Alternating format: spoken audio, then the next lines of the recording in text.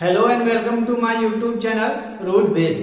मैं हूं विनोद और मैं आज बीएससी सेम 2 के बहुत ही इंपॉर्टेंट क्वेश्चन को लेकर के आया हूं। इससे पहले भी हम लोगों ने यूनिट 2 में बहुत सारे इंपॉर्टेंट क्वेश्चंस को किए। उसके पहले भी हम लोगों ने यूनिट 1 में गॉसेस थ्योरम के बारे में पढ़ा, यूनिक्लेस थ्योरम के बारे में पढ़ा, जो आपके लिए फाइनल एग्जाम्स के लिए बहुत ही ज्यादा इंपॉर्टेंट है। तो आज हम लोग पढ़ेंगे गॉसेस लॉ इन डाइलेक्ट्रिक्स। तो इससे पहले भी जब हम लोग यूनिट 1 में गॉसेस थ्योरम के बारे में पढ़ा था, गॉसेस लॉ के बारे में पढ़ा था, तो उसी चीज को यहाँ पढ़ना है, लेकिन इसमें क्या है, डाइलेक्ट्रिक्स के फॉर्म में था और पहले हम लोग जो पढ़े वो इलेक्ट्रोस्टैटिक्स के फॉर्म में था। तो आज हम लोग पढ़ेंगे गॉसेस लॉ इन डाइलेक्ट्रिक। तो इससे पहले हम लोग गॉसेस थ्योरम जो पढ़े थे उसका डिफिनेशन क्या था, उसका फॉर्मूला क्या था, आपके दिमाग में होना चाहिए, तभी यहाँ पर आप लोगों को समझ में आएगा।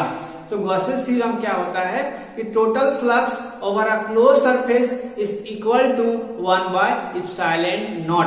जो हम लोग मैथमेटिकली प्रूव किए थे वो कितना था, integration of close surface E ds equal to q by epsilon not. Q क्या था, आपका चार्ज था जो हम लोगों ने एक क्लोज सरफेस में लिया हुआ था। तो जब हम लोग इलेक्ट्रोस्टैटिक्स का बात करेंगे तभी हम लोगों का इतना आया था, close surface integration of close surface E ds equal to q by epsilon not. आज हम लोग पढ़ेंगे गॉसेस लॉ इन डाइलेक्ट्रिक्स। तो ये भी आपके लिए बहुत ही इंपॉर्टेंट है। अब हम लोग जब हम लोग इलेक्ट्रोस्टैटिक्स में पढ़ रहे थे तब वहां पर क्या था, एक क्लोज सरफेस था, उससे एक इलेक्ट्रिक फील्ड पास कर रहा था और इसमें क्या हो रहा था, इसके हर एक पॉइंट पर, इस क्लोज सरफेस के हर एक पॉइंट पर आपका जो नॉर्मल ये क्या होगा, इलेक्ट्रिक फील्ड इसके परपेंडिकुलर होगा। तो यहाँ पर डाइलेक्ट्रिक में जब हम लोग पढ़ेंगे तो एक हम लोग क्लोज सरफेस लेंगे और उसके अंदर में हम लोग तीन सरफेस लेंगे, S1, S2 और S3, जो इसको हम लोग करेंगे इसके प्रूव में। तो हम लोग आइए देखते हैं पहले गॉसेस थ्योरम इन डाइलेक्ट्रिक्स क्या कहता है। अकॉर्डिंग टू दिस लॉ, इस नियम के अनुसार, the surface integral of the normal component of displacement vector is equal to the total free charge within the surface. Total क्या है आपका, surface integral of normal component of displacement vector. Displacement vector को हम लोग कैसे denote करते हैं, D से डिनोट करते हैं, और सरफेस को हम लोग कैसे डिनोट करते हैं, स्मॉल सरफेस को ds में, और इक्वल टू क्या होगा आपका, is equal to the total free charge within the surface. Total free charge जो हम लोगों ने सरफेस में लिया हुआ है वो QF लिया हुआ है। जब हम लोग इलेक्ट्रोस्टैटिक्स का बात करते थे तो वहां पर हम लोगों ने Q लिया हुआ था वो, और यहाँ पर जब हम लोग लेंगे डाइलेक्ट्रिक में तब क्या लेंगे, हम लोग QF लेंगे। ये क्या है, फ्री सरफेस को, फ्री चार्ज को ये डिनोट कर रहा है। तो इसमें दो चीज है, यहाँ पर ध्यान देना है, the surface integral of the normal component of displacement vector is equal to the total free charge within the surface. इस सरफेस में जितना भी टोटल फ्री चार्ज है उसके इसके इक्वल होगा। यहां तक तो क्लियर हो गया होगा। Where QF equal to free charge, QF क्या है, मेरा फ्री चार्ज है। तो यहां तक तो आपको कोई डाउट नहीं होना चाहिए, ये इसका थ्योरम है। अब इस चीज को हम लोग प्रूव करके दिखाएंगे कि रियली में ये सही है या नहीं है। तो आइए हम इसका हम लोग अब प्रूव में आते हैं। तो इसी के बारे में, ये क्लोज सरफेस हम लोग लिए हुए हैं, और डाइलेक्ट्रिक क्या होता है, और उसके अंदर जो इलेक्ट्रॉन होता है और न्यूक्लियर आइटम से वो क्या होता है, टाइटली बॉन्डेड होता है। जब डाइलेक्ट्रिक का डेफिनेशन पता होगा तो आप लोगों को इसमें दिक्कत नहीं होना चाहिए। एक क्लोज सरफेस हम लोगों ने लिया हुआ है, इसके यहाँ पर अंदर में तीन सरफेस S1, S2 और S3 को हम लोगों ने लिया हुआ है, और इसका वॉल्यूम क्या है, वॉल्यूम V है, और इसका एरिया चेंज नहीं होगा, एरिया A ही रहेगा। हम लोग जब गॉसेस थ्योरम के बारे में पढ़े थे तब भी आपका एरिया हम लोगों ने क्या लिया हुआ था, A लिया हुआ था। Proof, consider a Gauss's surface S, या फिर आप लोग गॉसियन सरफेस भी बहुत कोई लिखते हैं, या फिर गॉसियन सरफेस ले सकते हो आप लोग गॉसेस सरफेस एस। एक हम लोग गॉसेस सरफेस हम लोग क्या किए हुए हैं, एस लिए हुए हैं, इनक्लोजिंग अ वॉल्यूम वी, जो इनक्लोज है वॉल्यूम वी से, bonded by the number of surface, ये बॉन्डेड है किससे, number of surface S1, S2 and S3, S1, S2 and S3 inside the dielectric medium.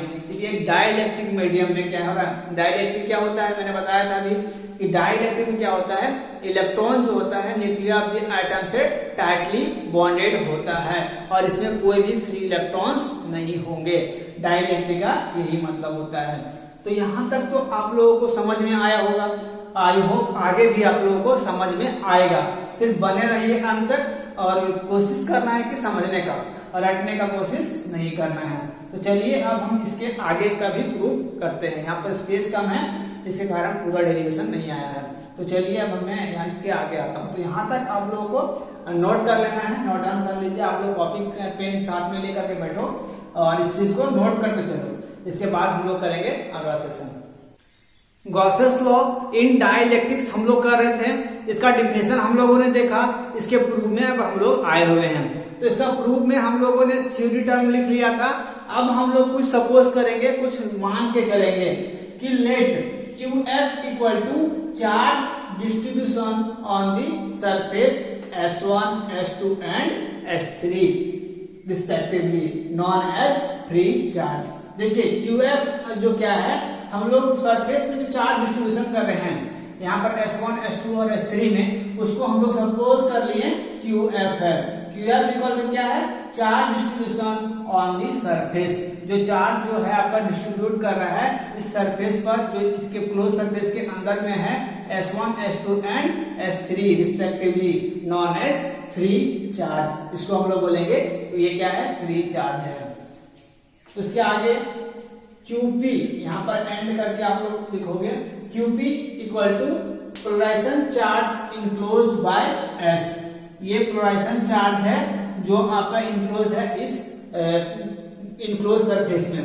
Enclose surface में charge जो आपका है वो पोलराइजेशन चार्ज जो होगा हम लोग QP सपोज किए हुए हैं। Then the total charge is enclosed by, तो यहाँ पर टोटल चार्ज कितना इनक्लोज होगा, एक चार्ज जो हम लोग सरफेस S1, S2 और S3 के लिए हुए हैं और एक पूरा चार्ज पूरा क्लोज सरफेस के लिए, इनक्लोज सरफेस के लिए जो हम लोग चार्ज मानेंगे वो कितना होगा। तो Q इक्वल टू क्या हो जाएगा, आपका distribution charge on the surface और S1, S2, S3 तीनों के लिए होगा और यहाँ पर पोलराइजेशन चार्ज ये होगा आपका QP। दोनों को हम लोग जोड़ देंगे तो मेरा टोटल चार्ज आपका निकल जाएगा। अकॉर्डिंग टू गॉसेस लॉ, हम लोग गॉसेस थ्योरम में पहले से पढ़े हुए हैं कि ये इंटीग्रेशन ऑफ क्लोज सरफेस, इसको हम लोग बोलते हैं क्लोज सरफेस। इस चीज को आप लोगों को ध्यान में रखना होगा। इसको हम लोग क्या बोलते हैं, जो इंटीग्रेशन के अंदर में है ये क्लोज सरफेस को डिनोट कर रहा है। E ds equal to 1 by epsilon naught. तो यहाँ पर जब हम लोग गॉसेस थ्योरम पढ़ते थे तो यहाँ पर एक सिंगल चार्ज हम लोग क्या लेते थे, Q लेते थे, Q by epsilon naught. Q क्या था आपका, total charge enclosed by the surface.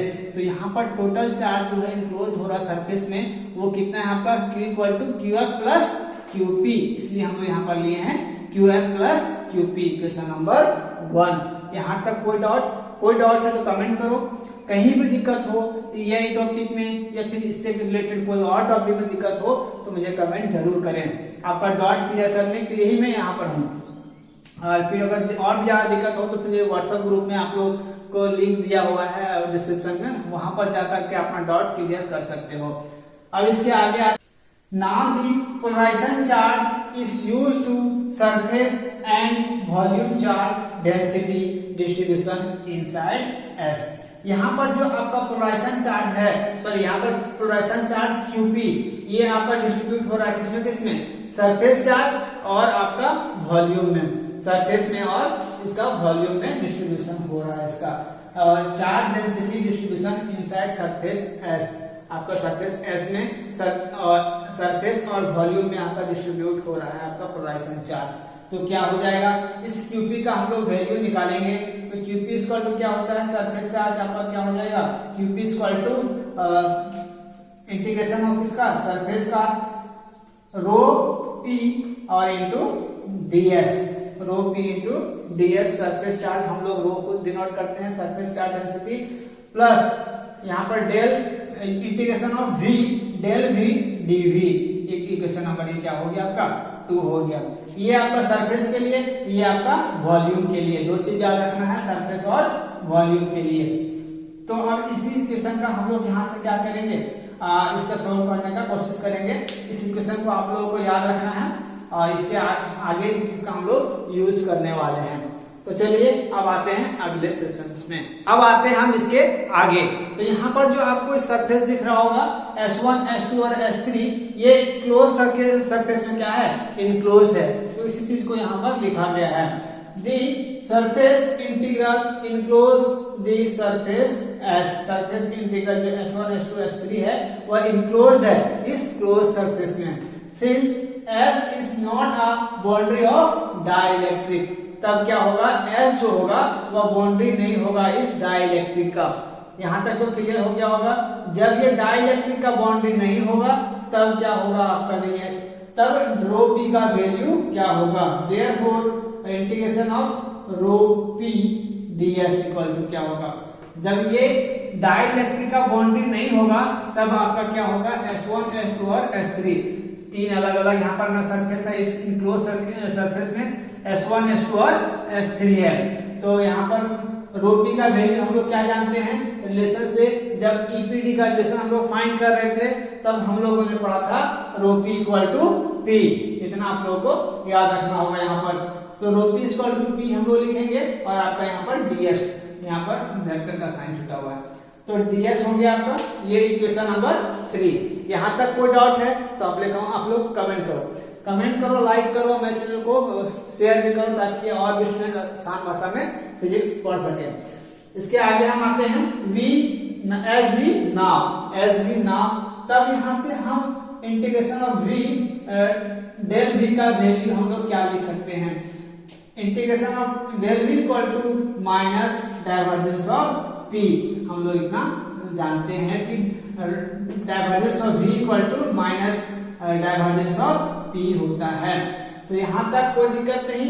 ये इक्वेशन और यहाँ पर ये दोनों को हम लोग क्या करेंगे, इस इक्वेशन नंबर 2 में पुट करेंगे। तो therefore QP equal to integration of S1 plus S2 plus S3, जब इस डाइलेक्ट्रिक का हम लोग को बाउंड्री ये S नहीं है, जब ये S नहीं है तब हमारा क्या होगा, सरफेस S1, S2 और S3 होगा। तो यहाँ से PDS और प्लस यहाँ पर माइनस डाइवर्जेंस ऑफ P और आपका यहाँ पर dv रह गया, इक्वेशन नंबर 4। यहाँ तक कोई डाउट नहीं होना चाहिए। बहुत आसानी से समझाने का प्रयास किया है। आई होप आप लोगों को अच्छे से समझ में आ रहा होगा। The surface boundary of V are S in S1, S2 और S3। तो इस सरफेस के लिए मेरा बाउंड्री क्या हो गया, S1, S2 और S3 इसका बाउंड्री हो गया। यहाँ तक कोई डाउट नहीं होना चाहिए। और इसके बाद एक सेशन और करेंगे तो ये आपका कंप्लीट हो जाएगा। इक्वेशन 4 तक हम लोगों ने कर लिया था। अब हम आते हैं इसके आगे। तो इससे पहले भी हम लोगों ने गॉसेस थ्योरम के बारे में पढ़ा था, गॉसेस डाइवर्जेंस थ्योरम के बारे में पढ़ा था, जिसका लिंक आप लोगों को डिस्क्रिप्शन में मिल जाएगा। तो उसका यूज हम लोग यहाँ पर करने वाले हैं। इसके बाद भी हम लोग ये प्रूव होने के बाद भी हम लोग इसके गॉसेस डाइवर्जेंस थ्योरम करेंगे इन डाइलेक्ट्रिक में। तो अभी हम लोग इस पर हैं, तो यहाँ पर हम लोग फिलहाल बात करते हैं using Gauss's divergence theorem. Gauss's divergence theorem को हम लोग अब यूज करने वाले हैं। तो integration of v del p और dv equal to closed integration s plus S1 plus S2 plus S3। ये क्लोज सरफेस हम लोग ले रहे हैं। यहाँ पर एक क्लोज सरफेस था, आप लोगों को फिगर याद होगा तो कुछ ऐसा फिगर था, एक क्लोज सरफेस, इसके लिए S था और यहाँ पर इस तरह से 3 सरफेस इसके अंदर था, जो इस क्लोज सरफेस पे था S1, S2 और S3। इसी को यहाँ पर जोड़ा गया है माइनस और यहाँ पर PDS, इक्वेशन नंबर ये हो गया 5। ये हम लोग गॉसेस डाइवर्जेंस थ्योरम में ऑलरेडी पढ़ चुके हैं। आप लोगों के पास डाटा होगा, आप लोग चाहोगे तो देख सकते हो।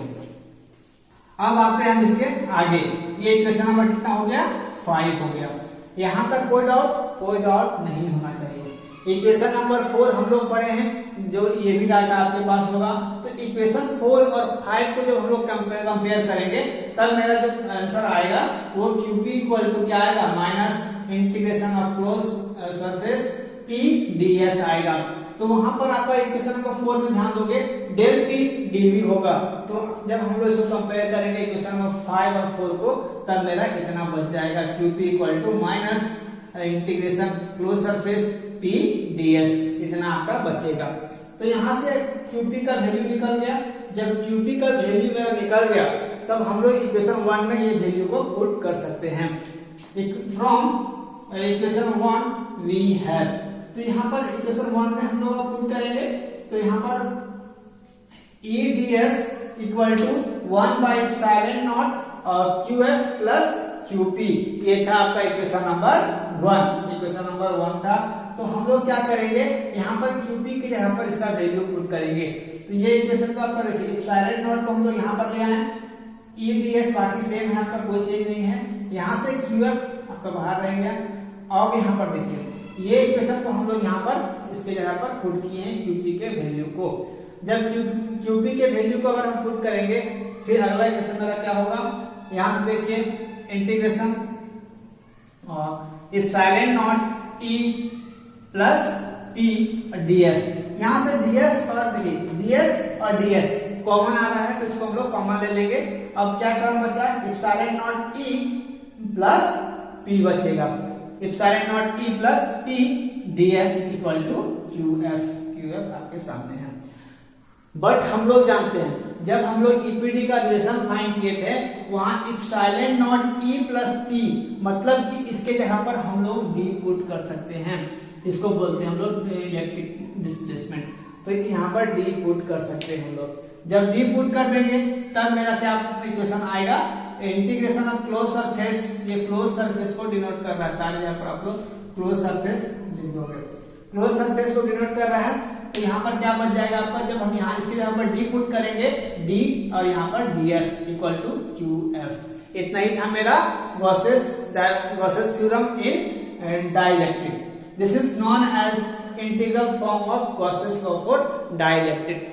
ये बहुत ही लॉन्ग क्वेश्चन है, आप लोग कोशिश करोगे कि इसको अच्छे से पढ़ने का, अच्छे से इसका डॉट क्लियर करने का।